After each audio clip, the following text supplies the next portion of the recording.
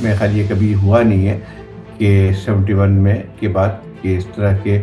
آپ کے شہروں پہ بھی جو ہے انہوں نے ایئر اسٹرائک کیا ہے۔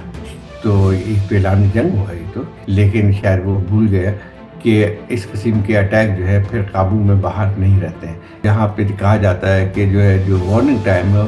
وہ آدھے منٹ سے بھی کم ہے۔ پاکستان کے لیے بہت مشکل ہے کہ اس کو بغیر کوئی رسپانس نہ کرے، اور رسپانس کرنے کے پھر نتیجہ ہم دیکھتے ہیں کہ چیزیں پھر ہاتھ سے نکلتی چلی جاتی ہیں، کہ اگر یہ چیزیں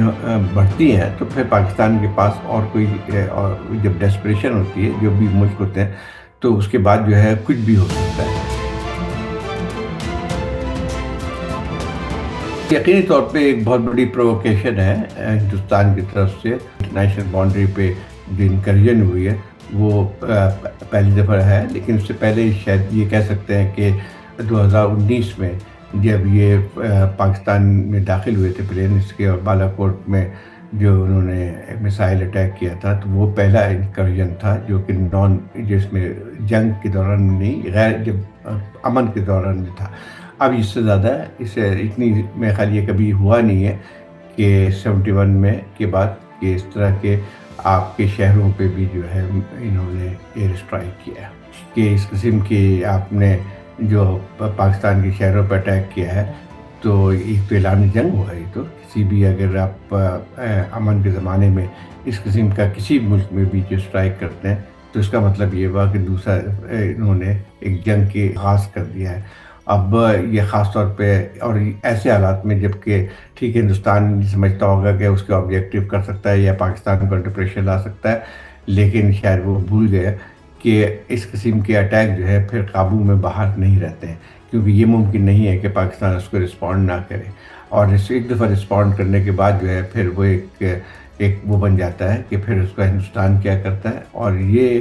پھر کسی کے کنٹرول میں نہیں رہتی ہے، اسپائرل آؤٹ آف کنٹرول۔ ویسے بھی لگتا یہی ہے کہ اب صورتحال جو بن کے آ رہی ہے اس میں اگر کوئی کہیں دباؤ انٹرنیشنل نہیں پڑتا ہے تو مجھے لگتا ہے کہ چیزیں اور خراب ہو سکتی ہیں۔ ہم نے ایسے بہت سے کانفلکٹ دیکھے ہیں، اسرائیل کا حملہ غازہ پہ اور وہ ابھی تک چل رہا ہے، 1.5 سال ہو گئے، رشیا کا یوکرین پہ، تو یہ بات صحیح ہے کہ اس قسم کی کارروائیاں جاری ہیں، لیکن ایک اور بھی اس کے ایک سبق بھی ہے۔ وہ سبق یہ ہے کہ جیسے اسرائیل بہت بڑی طاقت ہے ملٹری، لیکن یہ کہ 1.5 سال کا عرصہ ہو گیا ہے، بالکل نہتے لوگ ہیں وہاں پہ غازہ میں، لیکن 1.5 سال ہو گیا ہے، لیکن انہوں نے اب تک جو مقاصد تھے ان کے وہ حل تو نہیں کر سکے۔ اسی طرح رشیا بہت بڑی طاقت ہے، نیوکلیئر پاور ہے، اور یوکرین اس کے مقابلے میں نہیں ہے، اور خیال یہ کیا جاتا تھا کہ شروع میں جب حملہ شروع ہوا تھا تو کہ وہ 15 دن میں جو ہے وہ اپنا آبجیکٹیو حاصل کر لیں گے، لیکن اس کو بھی تقریباً 3 سال ہونے کے اب تک نہیں گئے۔ تو جنگ چھیڑنا تو آسان ہے لیکن اس کو ختم کرنا بہت مشکل ہے۔ لیکن یہاں پہ جو صورتحال اور مختلف ہے، یہاں پہ ان دونوں جو ہے اگر آپ کانفلکٹ کو دیکھیں تو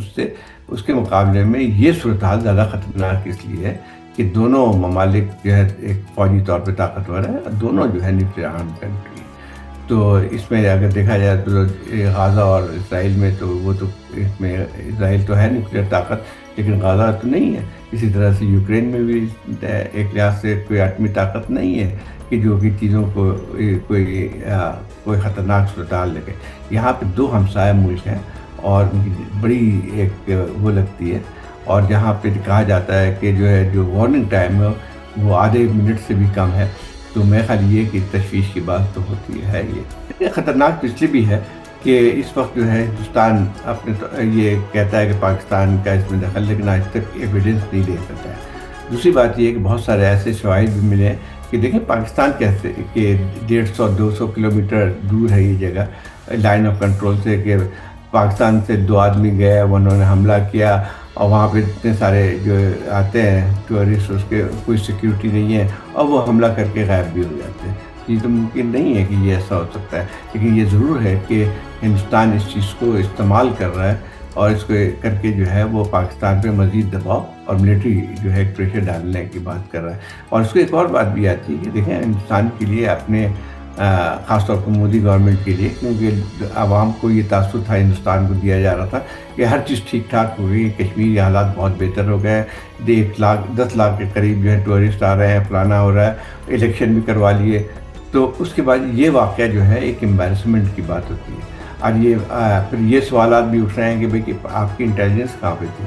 تو اس لیے دباؤ تو اس میں ہندوستان پہ بھی پڑا ہے. آسان تو ہے کہنا کہ جو ہے ہم بدلہ لے لیں گے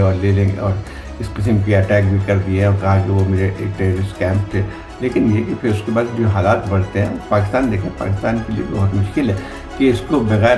کوئی رسپانس نہ کرے, اور رسپانس کرنے کے پھر نتیجہ ہم دیکھتے ہیں کہ چیزیں پھر ہاتھ سے نکلتی چلی جاتی ہیں. بات تو یہی ہے کہ دونوں ملکوں کو سمجھداری سے کام لینا چاہیے, خاص طور پہ ہندوستان کو, کہ دیکھیں جنگ شروع کر سکتے ہیں, آپ دباؤ ڈال سکتے ہیں, لیکن یہ تھا کہ اگر یہ چیزیں بڑھتی ہیں تو پھر پاکستان کے پاس اور کوئی, اور جب ڈیسپریشن ہوتی ہے جو بھی ملک ہوتے ہیں تو اس کے بعد جو ہے کچھ بھی ہو سکتا ہے. تو میرا خیال یہ ہے کہ ٹھیک ہے ملٹی پولر ورلڈ ہے,